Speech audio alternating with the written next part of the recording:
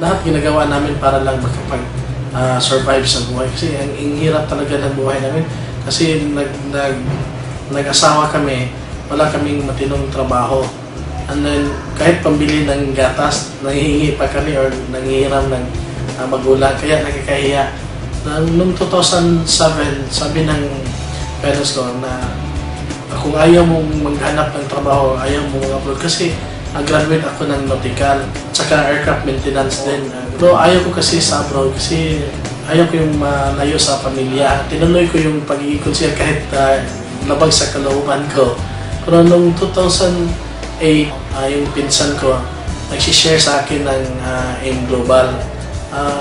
Napaka-negative ko naman sa networking. Dati maraming kumpanya nag-invite sa akin, pero hindi ako naniniwala sa mga networking kasi hindi ko pa yan naintindihan.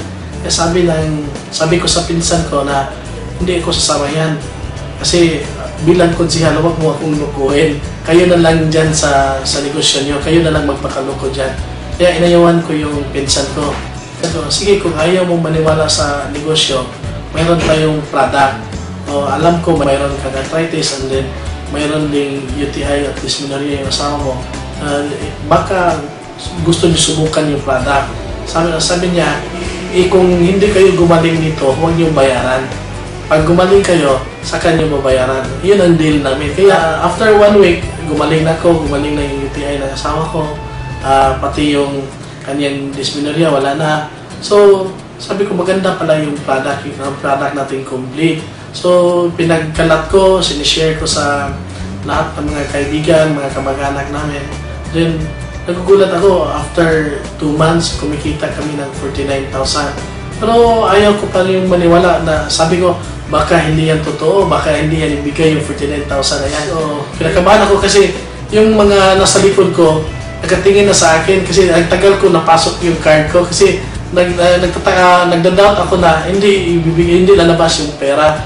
So nung pinasok ko na yung ATM ko sa machine at lumabas yung 49,000 ako, ang saya-saya ko kasi 49,000 hindi ko yan kikitain sa pagiging konsihan. Kasi ayun, nag-average na po kami na 400.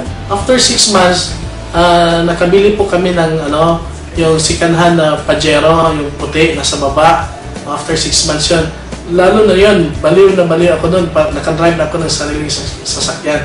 Kasi yung Pajero talaga, bata pa lang ako, yun na talaga yung gusto kong sasakyan.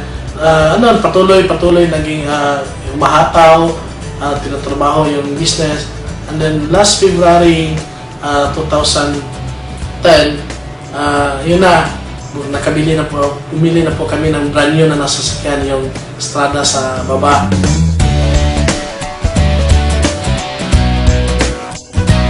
Grabe power, ito mangyari sa'yo. Pag mag-AIM Global ka, ito na talaga. And then sinabay namin, pinatayo namin itong building. Kasi dati itong building na to, dito kami nakatira, pero lumang bahay to. Pag mulan, tumutulo yung bubong, yung mga semento sa bubong nahuhulog.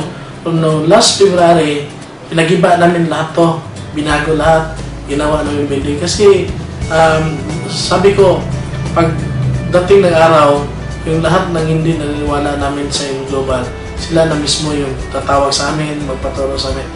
Kaya ito, nagawa itong bahay, yung second floor, ginawa namin office. Nagawa namin yung promo sa Singapore. Grabe, napakasaya. Iba pala talaga pagkasama sa grupo. Lalong-lalo na sa AIM Global. Matagal lang namin pinapangarap yun. Nakikita lang namin sa video.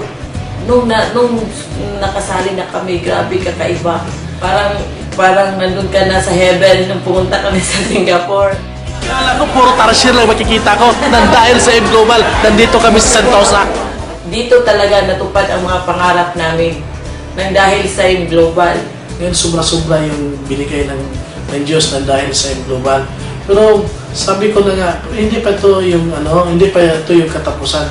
Nag-uumpisa pa lang ito kasi gusto ko ang dami pang taong matulungan. Kung hindi ka titigil, hindi ka mag-quit dito. Ang gagawin mo lang tama yung negosyo. Dalawa lang pwedeng mangyari mo. Kung hindi ka magiging milyonaryo dito, so pwede kang maging bilyonaryo dito. Yun lang ang pwedeng mangyari mo dito. AIM Global, Bunhot, Bohol!